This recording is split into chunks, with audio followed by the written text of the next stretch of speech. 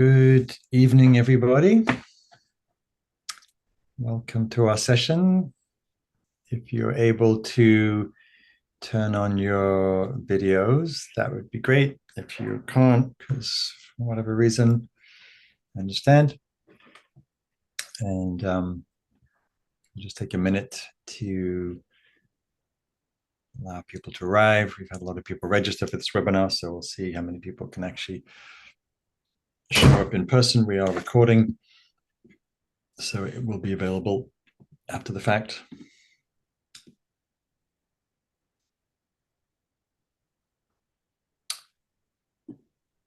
So maybe before we start, we can just take a moment to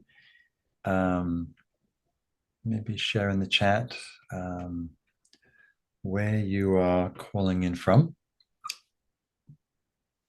sense of the geography of folks. Some of you may not be able to enter that. So Priya from California, Kristen from Idaho, Tanya from Eugene. Okay.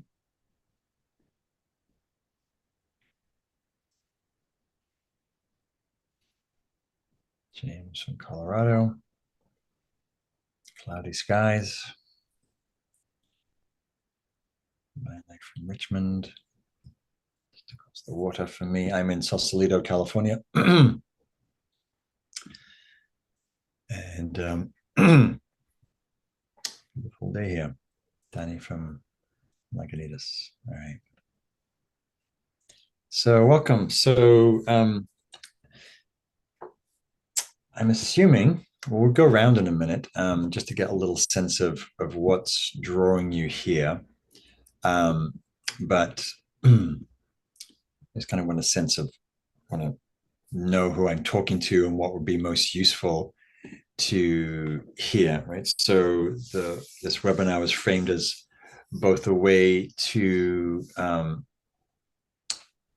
think about exploring teaching, mindfulness practice, meditation practice, and also what that means to, from an internal perspective, what it means to share yourself, share your understanding, share your practice, and the way that we frame and teach the journey is, and the program is very much an experiential process, and so it's as much about deepening and growing your own understanding of mindfulness practice, as well as learning how to put these teachings into action.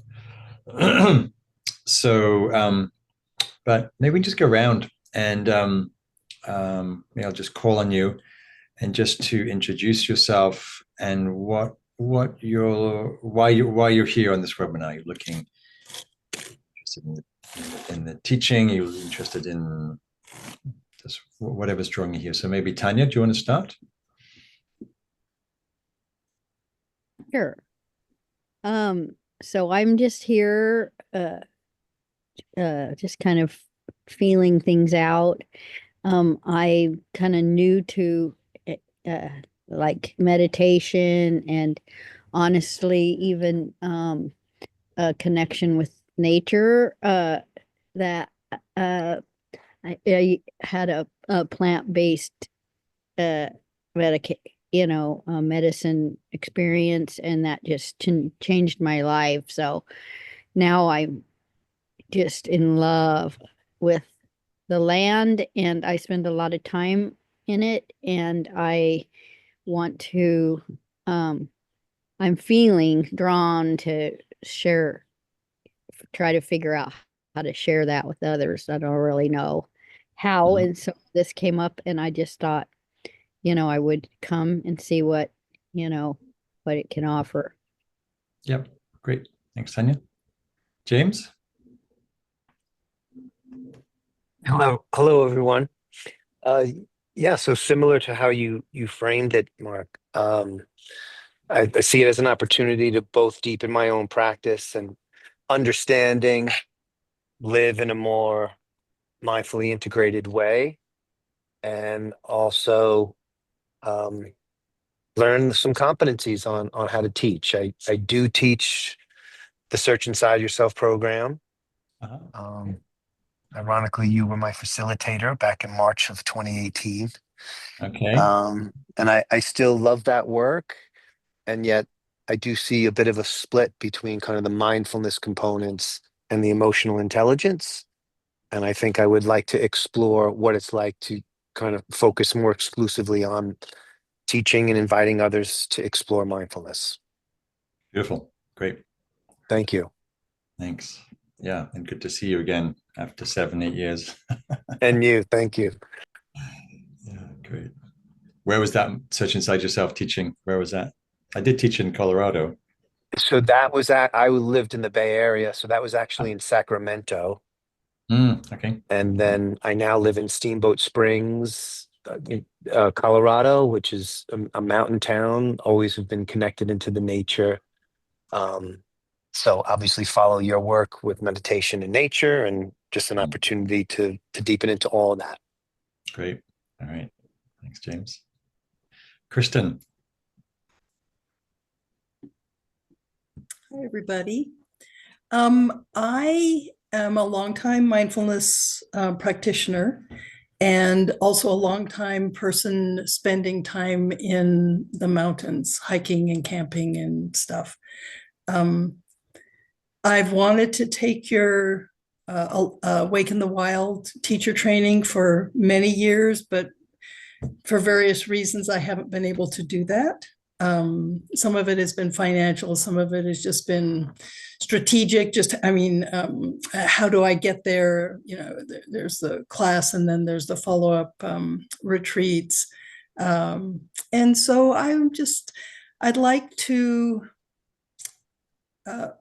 I have done some teaching, and it's always been inside. And so I would like to have my practice connect those two parts of my life kind of in a more integrated and wholesome kind of way, and share that joy with other people. I live in a James was talking about living at Steamboat Springs, and I live near Sun Valley, which is a big recreation area of every kind of recreation you could imagine. So anyway, just combining those two things and perhaps bringing that to my community. Great. Thanks, Kristen. Danny, what's the draw for you here with mindfulness training? Yeah, right. Yeah, it's a few things. Like James, actually, I went through the same Search Inside Yourself program, which is great, probably about 6 years ago, which is crazy how long it's been. And Lori Schwanbeck actually was my facilitator for the second main part of the training that I did in Berkeley there.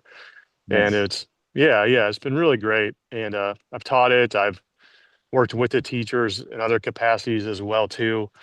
And I'm just always interested in what else is out there, other ways to understand mindfulness, other ways to bring it to people.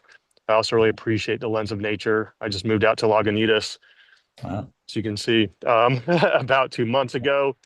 I don't know if you know Ali Maya or Allison Kane, but I I do. I actually know live at her Ali. Yeah. place. Yeah, You yeah. what? So I live at her Close to. place I actually. see. Sorry, let's take a shot there. So yeah, yeah, and I'll be honest, Mark. I also, I'm 6 minutes from Spirit Rock. I know you do amazing work. I honestly have been meaning to get to see you in any sort of capacity. So I also just saw this came up. So I was like, oh, this would be a great thing to check out and get to say hi and also learn about the program too. Great. Great. Thanks, Danny. Yeah, Yeah. Yeah. Cool. There's thank you. such inside yourself connection and a lot of nature connection with everybody who shared. Yeah. Joe, are you available to speak?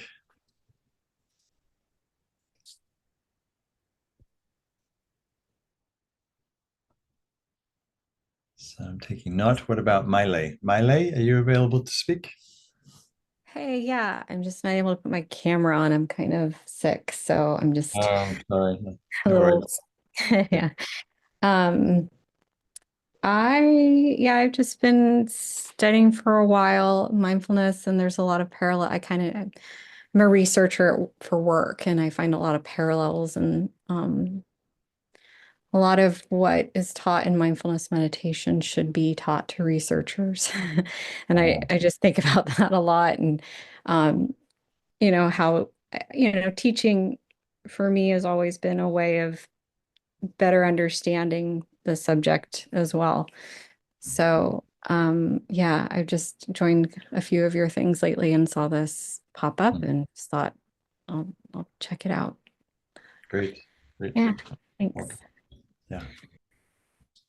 Priya, can you? Yeah. Yeah, hi, I'm Priya. I apologize, my video isn't on.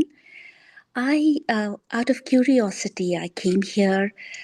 I have just completed my doctorate in multi-species justice, and I'm beginning to recognize that a lot of us, at least the way the world is going now, it seems like we hold different ideas, conflicting ideas. At the same time, yeah, for example, we love animals, but we have them on our plates. And I feel we struggle with clarity of thought. So that's something that drew me to. I do yoga. I have done Vipassana. I meditate regularly. I also came here to kind of gain some insights. My cousin has just gone through a massive brain surgery and she's not healing. There's so much agitation in life at her home. And I was thinking maybe it's the approach. I would love to learn something more from your approach to see how I could affect other families and the community around me. So I'm here. I apologize. I have a conflict at 6, so I'll have to drop off. But I'm really hoping that, at least get a little foothold into the community and see if I can join you at a later session too. But thank you for having me. Yeah. And Jane, you're available to. Hello, Yes. yes. Can you hear me? Yes, we can. Oh, good. Yeah, I live in Bhutan in the Himalayas, and I live in a country that practices daily mindfulness and compassion, and it's part of their culture. So it's a joy to live here. And because this is such an integral part of everybody's lives to do this. And I was just curious what other people are doing.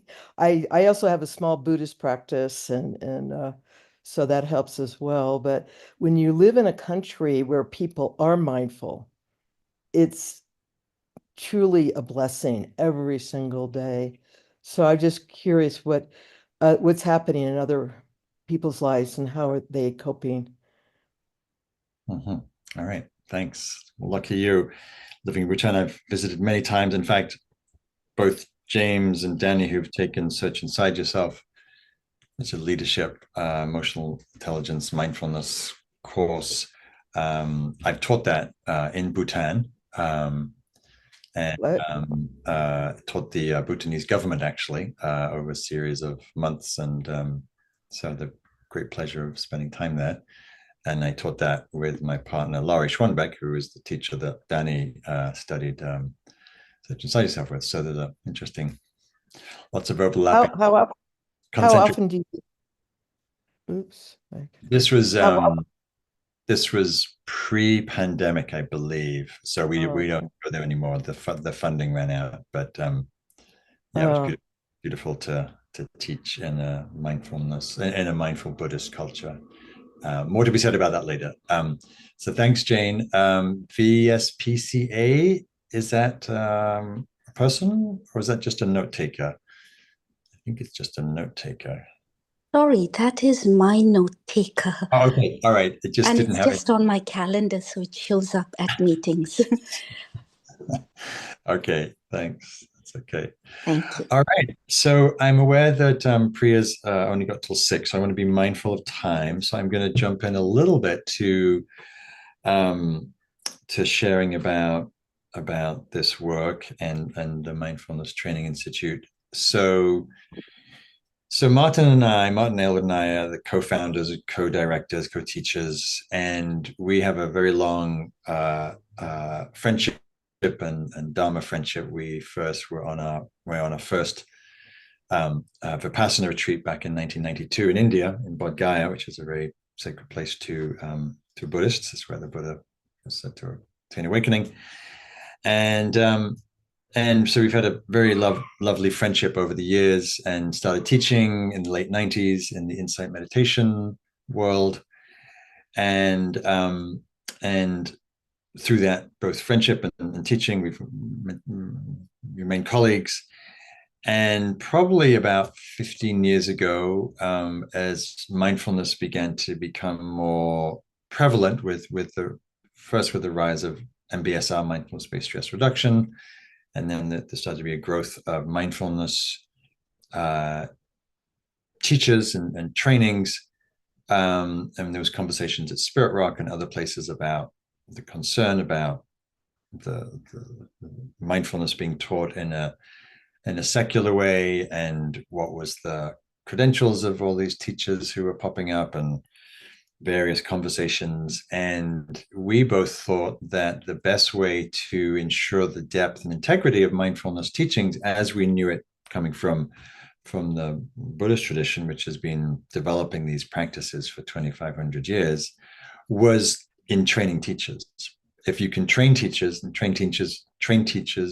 with depth and integrity to really deepen their practice, deepen their understanding of mindfulness, awareness, what it means to live with mindfulness and awareness in life, and how to share that skillfully and compassionately and clearly with students, then that's going to be the best way to have a positive impact on the mindfulness world, which from that time, 2010 probably, mindfulness exploded into mainstream society, in business, in government, in sports, in medicine, in psychology, in healthcare. I mean, really, there's not a sector of society that hasn't embraced mindfulness, from top international tennis players to Silicon Valley leaders to the UK government to, just very, very broad.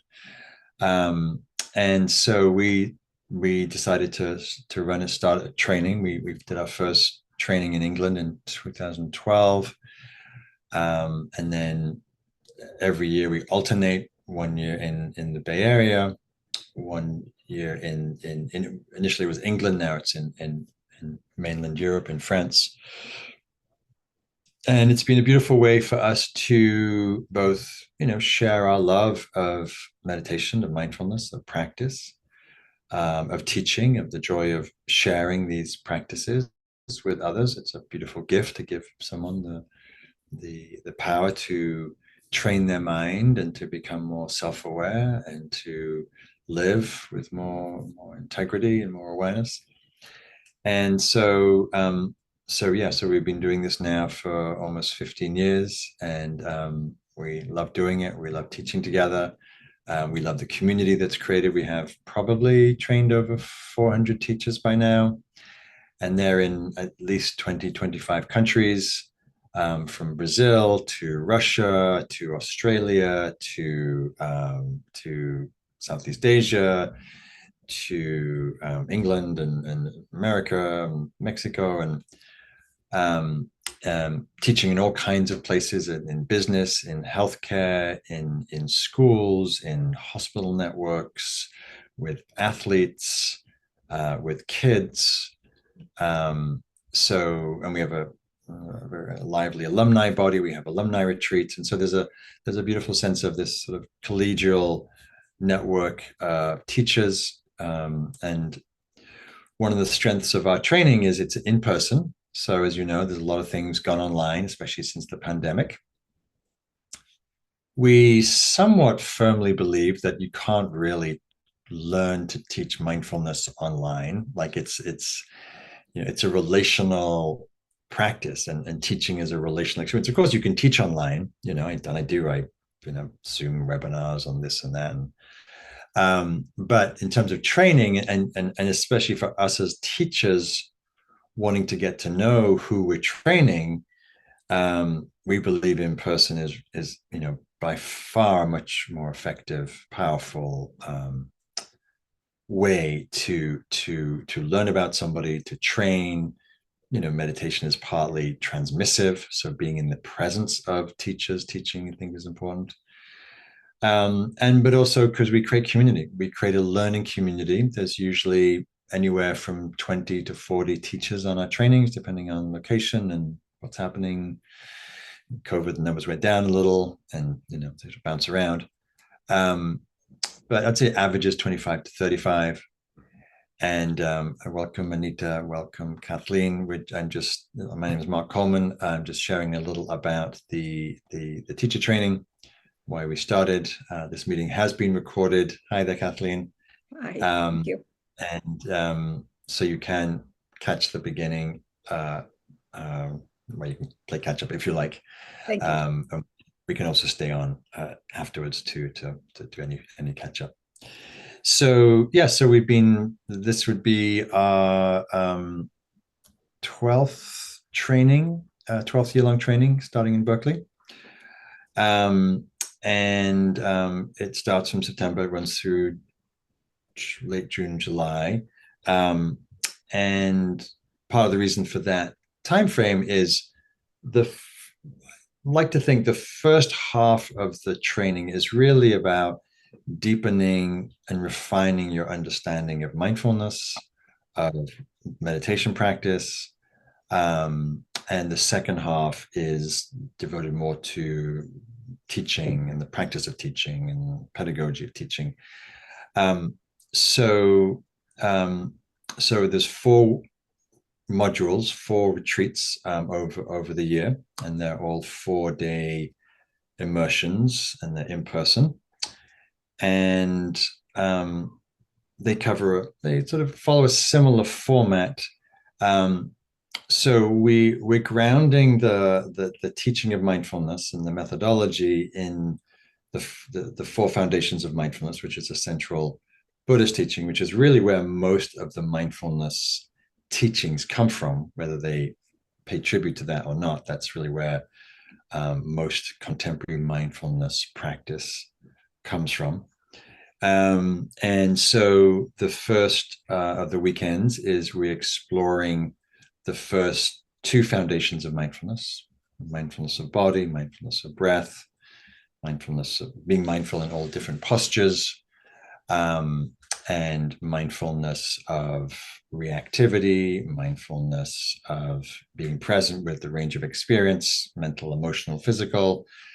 And the second retreat, the second weekend, is more focused around the 3rd and 4th foundation of mindfulness, which is oriented towards mindfulness of emotion, mindfulness of thoughts and the mind, mindfulness of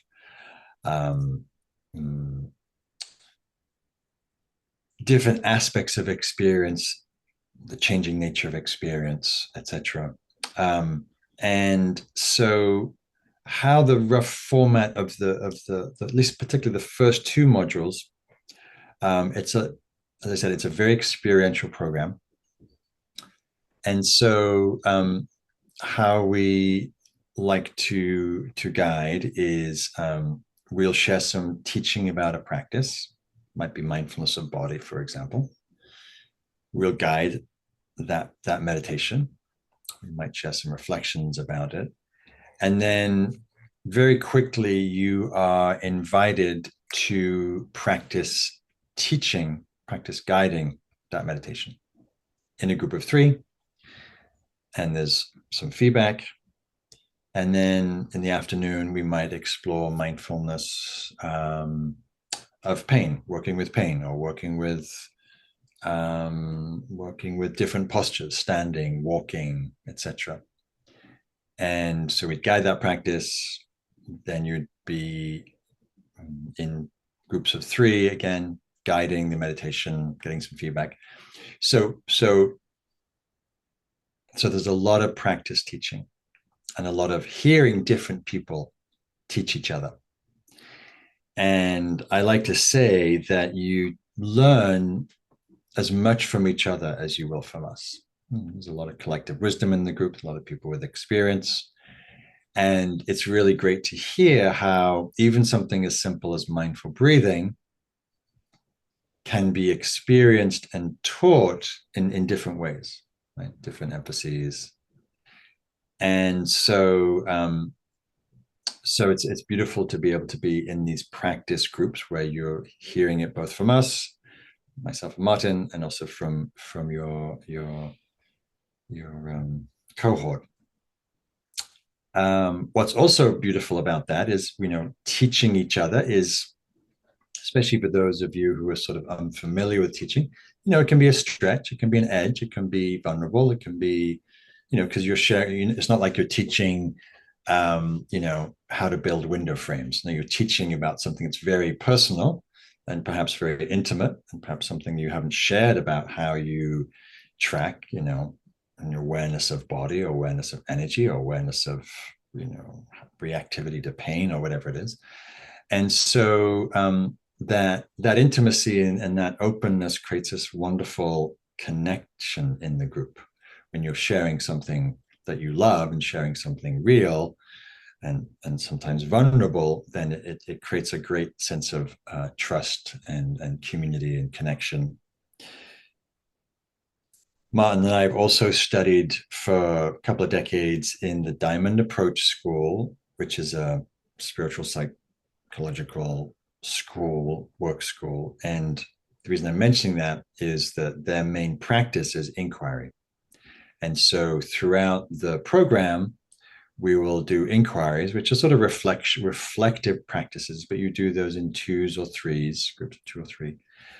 And it'll be, about exploring, your relationship to mindfulness, or how does it feel to be sitting in the teacher role, or what are the obstacles to you embodying mindfulness in your everyday life, right? So it becomes a very rich exploration, not just of the sitting meditation, but also the broader domain of the practice and how it's living in you and supporting you or challenging you. So so the first 2 retreats will be exploring, as I said, the 4 foundations of mindfulness of breath and body, mindfulness of feeling and reaction, mindfulness of emotion and working with the mind and thoughts, and then mindfulness of 4th foundation, which we touch on somewhat lightly, on the nature of experience. Practice teaching that, inquiring into some of those themes. And then the 3rd retreat is more oriented around some of the, the nuts and bolts of teaching, of managing group dynamics, of dealing with questions, dealing with projection and transference and the teacher-student relationship, managing ethics, and then part of that 3rd retreat is preparing you to teach your practicum. And really the course, you could say, is both built around the foundations of mindfulness, but it's built around a 6-week course that we've developed by Priya. Nice to meet you momentarily. And you can watch the recording afterwards, and feel free to send us a note if you have any questions. Thank you, Mark. Thank you, everyone. Thanks. So the practicum is a 6-week program that I'm just going to grab the manual here.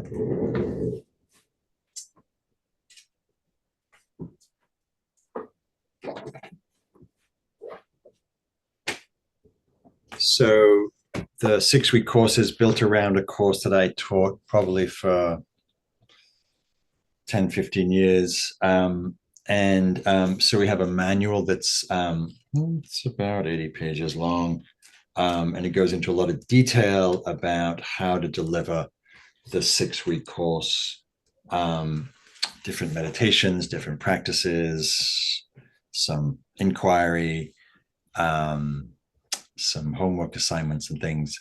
And so part of that retreat 3 is preparing you to teach that 6-week course. We unpack the course and also talk about, how do you set up a course and marketing and logistics of teaching, the nuts and bolts.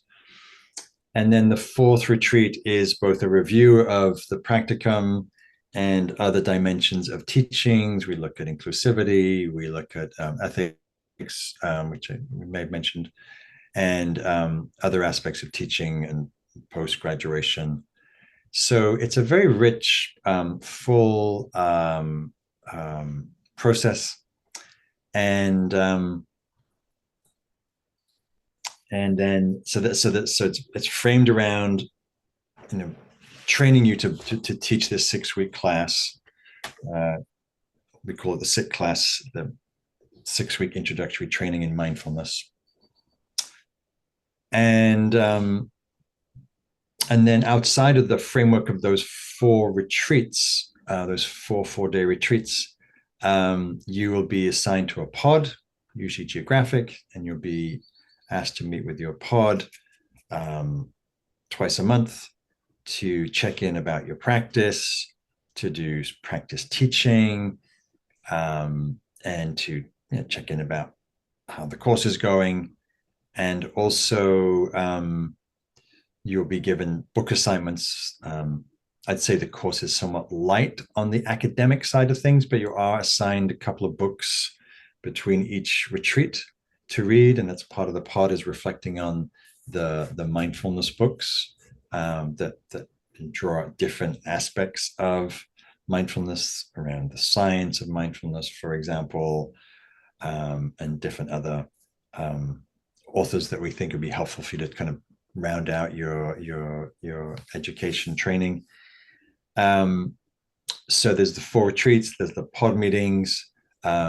We offer an online tutorial once a month, Martin and I, both to share other aspects of mindfulness teaching, and then also to just check in with you, see how you're doing.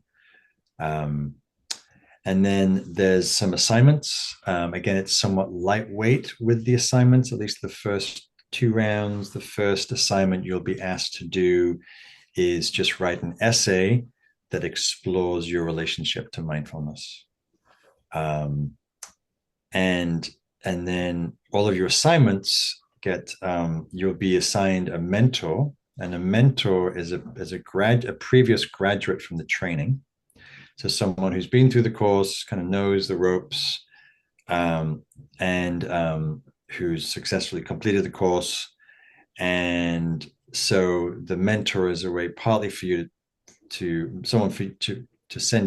review your assignments, and also for you to have meetings with, just again to check in how you're doing with your work, and they can give you reflections about their experience of your material. So the first assignment is an essay. The second assignment is you submitting a video of you guiding a 15-minute meditation. And then the third assignment is, following on from your practicum, is you record a little bit of that practicum, a little bit of that 6-week course, and so a couple of other essays about learning and development that you've had through the course. So the graduation happens when you've attended the modules, done the practices, done the practicum, the 6-week course, and finish those assignments and had the reviews back from your mentor. So that's kind of the overarching view. Probably sounds like a lot. A lot of this is well, some of this is on their website, at least some of the structure. So if it feels a little like a lot of information, you could also review the video. You'll be sent a link to this video.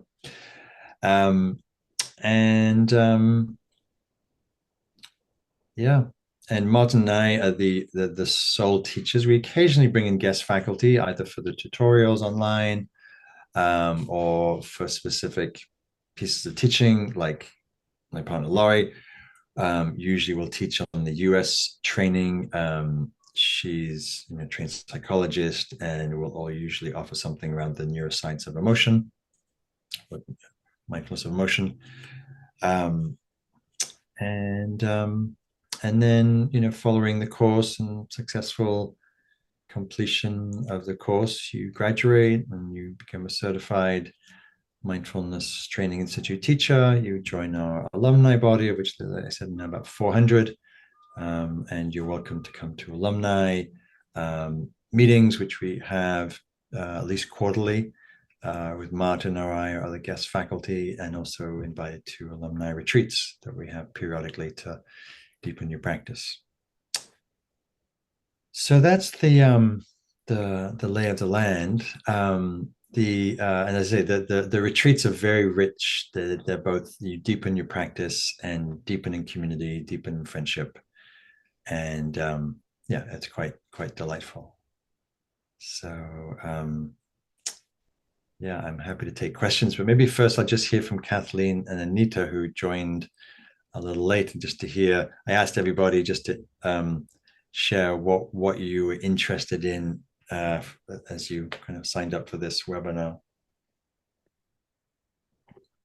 Yes, sure. Hi, Mark. I've listened to you many times over the years at Spirit Rock. So, and I'm a longtime meditator.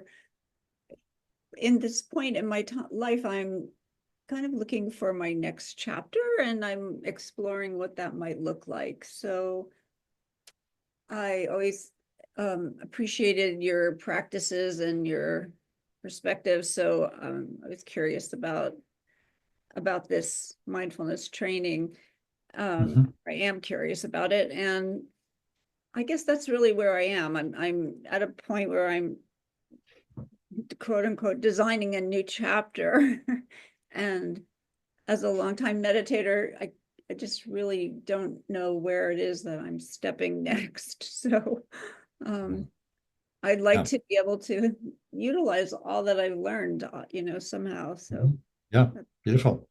Yeah, and some people take the training because they want to deepen their understanding of mindfulness, because as we know, the best way to learn something is to learn to teach it, and it just deepens your understanding. And then some people have that intention, but then really enjoy teaching and end up teaching quite a bit. And some people are very clear they want to teach, or they want to integrate it into their yoga teaching, or their therapy practice, or their mental health work, or their coaching, or into their school curriculum, or into their teams at work, or just teach locally, family, friends, and neighbors, and whoever's interested. So it's a wide range. Yeah. Yeah, great. Thanks, Kathleen. And where are you based, Kathleen? I'm in Petaluma, so I'm not far from Spirit Rock. Yeah. Great, thanks. And who else joined? Was it Jody? I thought someone else just joined, but they may have just dropped off. I think they dropped off. So hi, Miley, good to see you. So yeah, so questions. What's present for you? Anything that I said? Anything you want to hear more about or repeat? Anything you'd like me to share more about training or the experience of teaching? I just say it is a joy to teach meditation. It's a joy to share these practices.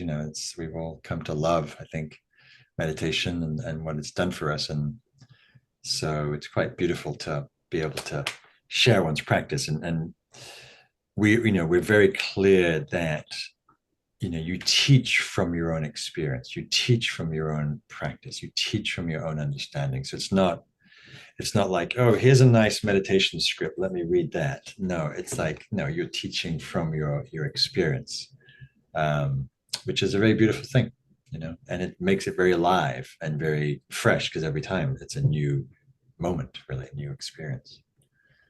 So yeah, so I was kind of curious about, it sounds like this isn't so much like, here's the meditation program you're going to be teaching, for example. It sounds like it kind of enables you to be able to craft and create your own for your respective audience, coming from your own set of experiences then. Yes. So So I think there's two ways of learning mindfulness. One is Yeah. you learn a protocol and you learn to teach the protocol in a very precise way, or you learn to teach mindfulness and then apply it to whatever protocol you want, right? And we're of the latter, right? We believe in training people to understand mindfulness, teach mindfulness, and then whatever format you do, whether it's a day long or a 6-week class or a 12-month class or 2-hour drop-in hour class on corporate whatever offsite, that's secondary, right? So the protocol is secondary. The learning about mindfulness, what it is and how to teach it well, is primary. And then then you can, we ask that, like, if you're teaching the 6-week, if you're calling it a SIT course, then you teach according to the structure that we've designed. But you're free to create your own 6-week and call it mindfulness and resilience, or give it a frame, mindfulness and sustainability, or whatever, depending on your audience, or mindfulness for kids, or mindfulness and yoga, and then integrate what's alive for you. So that's very rich. That's great. And I think that my personal opinion is that mindfulness has been somewhat saturated as kind of like a general multivitamin. But I think what really can get people's attention is to make it specific to unique applications, so to speak. And we all come from our own unique set of backgrounds. So we know the unique issues and challenges that people who might have our own professional or personal experience or demographic experiences have, and be able to, it sounds like in this case, be embodied enough to be able to create something that really taps into that for them. Yeah, absolutely. And that's where the juice is. That's where the aliveness is. That's where making it specific, making it alive to what you care about. So for me, it's I teach this in nature because I'm a nature lover, and that's where I choose to teach it mostly. I was interested in organizations for a long time, so I did that. Juvenile justice center and prisons and healthcare, and I cared about those, and so Great. I love it. Thank you so much. Thanks, Mark, how is the program that you just outlined different from your Awake in the Wild certification program? Yeah. So the Awake in the Wild program, it's a sort of not dissimilar flow. It's over a year. It's 4 retreats, except that those retreats are week-long and they're residential. They're in nature. And I'm specifically applying mindfulness practice, like the essence of what I'm teaching on this training, and applying to how to teach that outside. And so indoors and outside is both similar and different, right? Outside, you've got multisensory experience, you've got a lot more stimulation, you've got more beauty and dynamism and discomfort and joy. And so in a way, I'm teaching this sort of, I teach mindful breathing, but it's breathing with forests. I'm teaching mindfulness of body, but it's much more sensory because there's more sensory stimulation. I'm teaching mindfulness of lying down, because lying on the earth is a beautiful thing to do, which I can do in a body scan indoors, but it's it's different. So it's sort of taking this essence of what's happening in this training and applying it. And then there's some other creative practices that involve touch and seeing and smelling, and that I'm just much more alive in nature. And so a lot of people who've done my mindfulness teacher training often come to then the Awake in the Wild teacher training because they've got the grounding in mindfulness, but they want to learn how to do it outside. And then some people just come straight to the Awake in the Wild training to do that. So they're both great trainings. It just depends on what's where your passion is and where you think you might end up teaching. And then a follow-up question to that. I've really enjoyed this last week where you taught the morning meditation. That's just been great. And you mentioned the last day that you're going on sabbatical for a year or so. How is that, or is that going to be impacting these kinds of teachings, both the Awaken the Wild and the mindfulness course that you were just describing? Yeah, so that's funny you mentioned the sabbatical. So yeah, I am going on a sabbatical for the next 6 months, except for teaching this. This slipped through the net. Most things didn't get through the net. This slipped through the good, partly because we plan these out years ahead. And I love doing it. And so, and it's local for me and it's easy,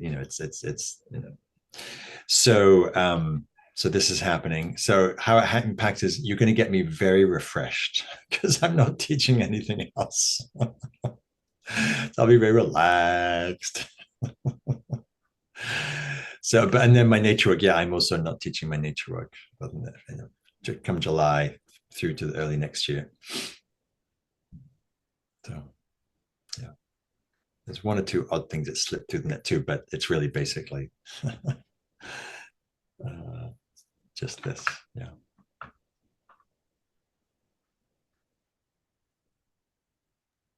What is the else? next Awaken in the Wild? The next Awaken the Wild, yeah. Actually, yeah. It probably, Yeah, it sounds really interesting. Yeah, it's speaking to me. Yeah, the next one will probably be the fall of next year. Probably starting in September, October next year. Cool. Yeah. Okay. Yeah.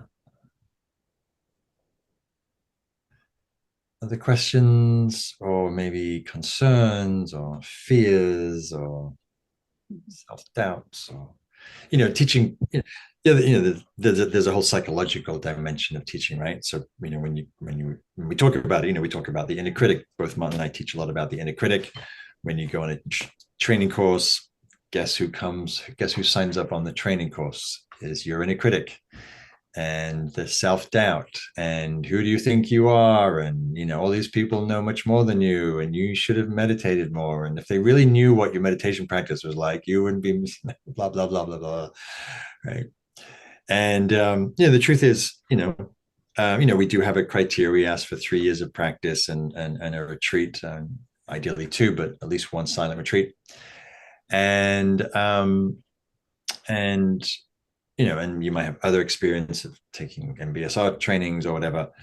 And of course, the self-doubt can come up, self-judgment, comparing, self-criticism, all that stuff. And that's just part of the process. And that's why I think it's really helpful to be in person, because you can, it's a supportive, collaborative learning community and everyone's in it together. So it's really rich to get that support. And friendship, really. So in case you're wondering, like, oh, well, who am I? I don't know. Mark's been meditating for too many years, and like, if you're a meditator and you practice regularly and you enjoy the practice, and and the retreat will deepen you. So, I mean, the training will deepen you. So from like to now to the end of the training is it's a good year plus. And so it's also like, from where you are now to where you'll end your training, your practice will by necessity deepen and your understanding will broaden.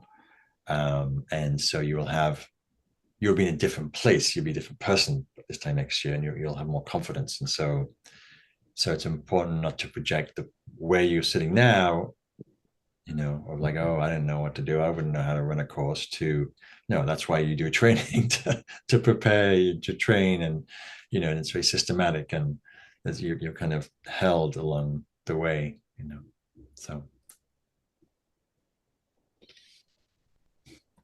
One other question I might have is the size. How many people are there, Mark? Is it like a dozen or more that go through, or I imagine this training will be sort of in the mid-20s, I would say. Okay. Roughly. It's hard to know because we got a late flurry of applications.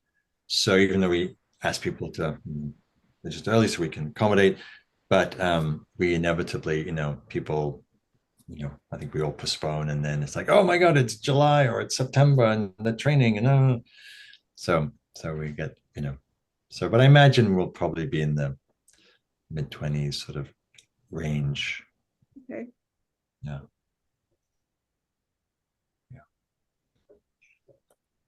We like to keep the cohort size, small enough so we get to know everybody. Yeah.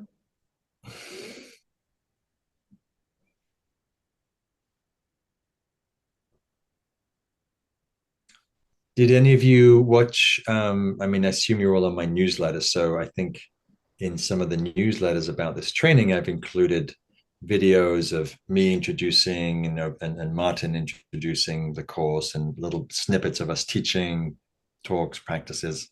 So I'm seeing some nodding heads, so you get a little feel for it. Yeah. And I just say about Martin. Martin's a wonderful human being, quite delightful, bright, joyful, wise, deep, funny, playful, really, really excellent teacher. Like, it's a real joy for me to teach with him, and I'm quite picky who I teach with. I really enjoy teaching with him. I learn, and it's really, and we have fun together. We're all friends, so it's fun.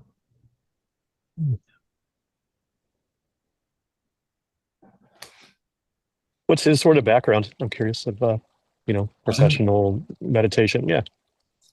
Martin, so he lived in India a long time, and then he had a retreat center in Southwest France, probably since the maybe late 90s, and then started teaching like me. He was a full-time Buddhist meditation teacher.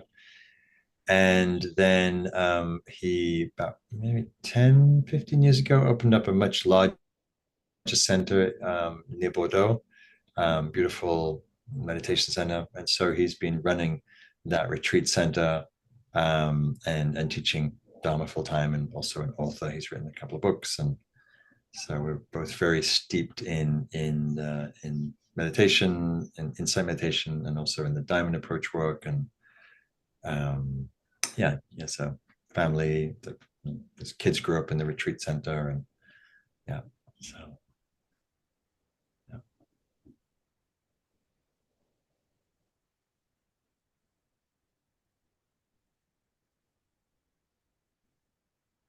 anything else?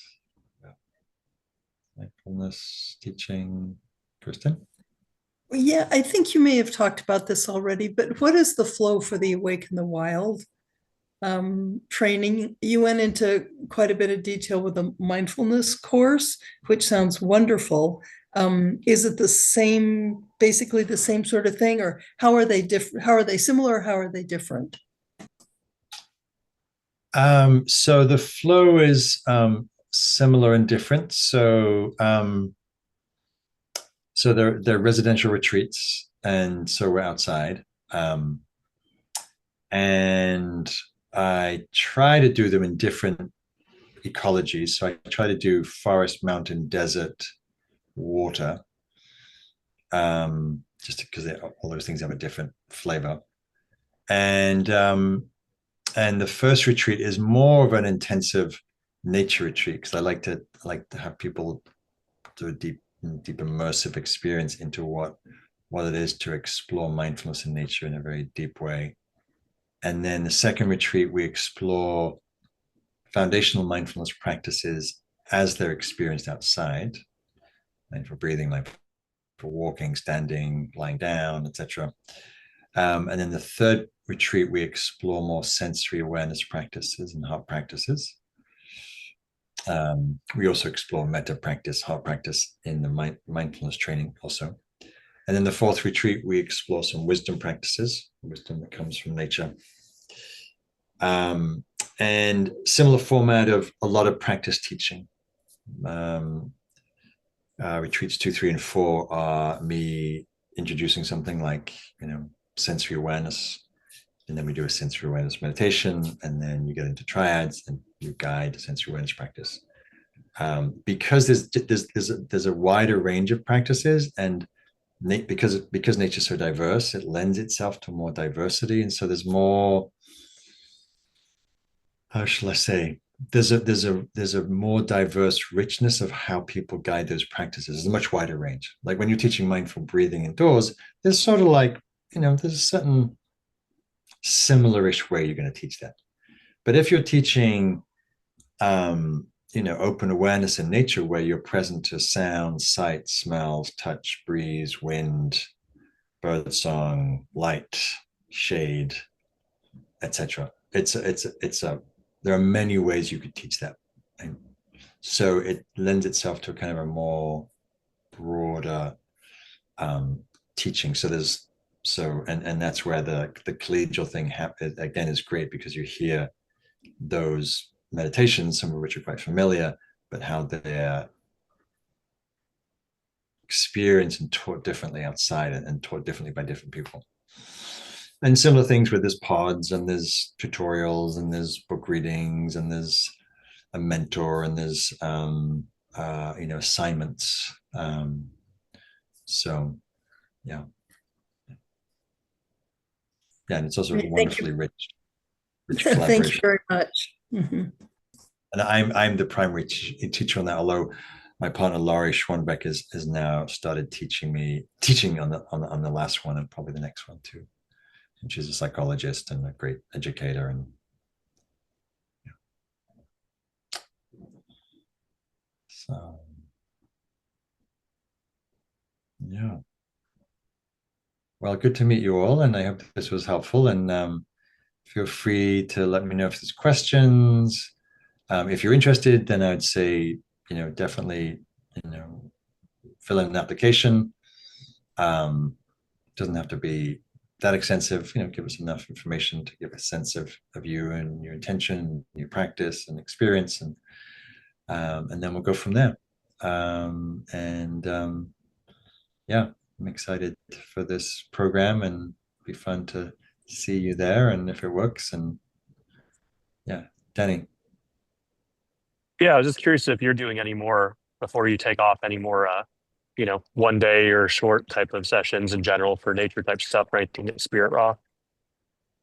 I am not. I just finished. I've Okay. got 2 nature day longs in June, but it's part of a 4-month course.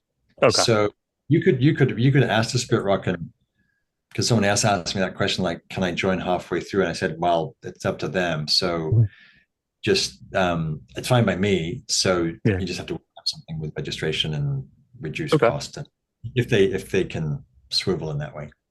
Okay. Okay. Yeah. I'd certainly like to attend something like that if I'm able before you're out for a bit, but sounds great. Yeah. I'll check it out. See what they say. Yeah. So, and if you can't, if they say no, then drop me an email well, just write to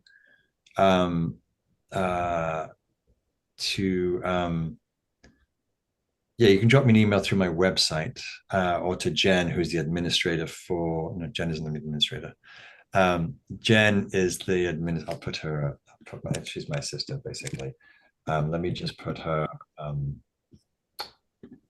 info.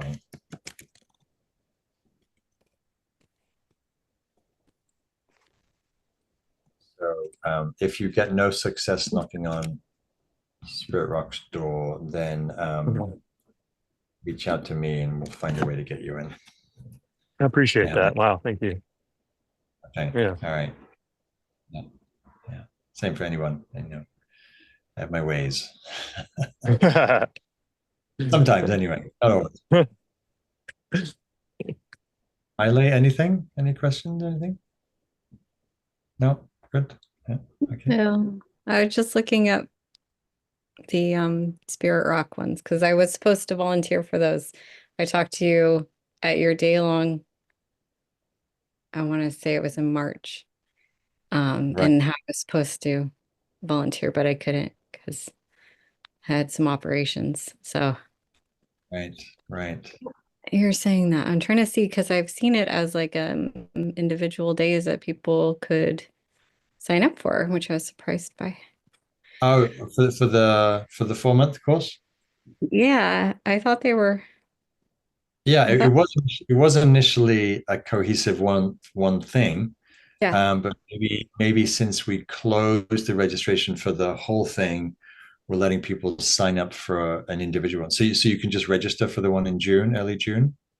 I think it's June 10th, and I thought I did see that. I'm just scrolling right now to look, but I'm not seeing it now. I think it was in the emails. I'm on the event. I'm on their page. I volunteered for marketing, and now I'm like in all the pictures.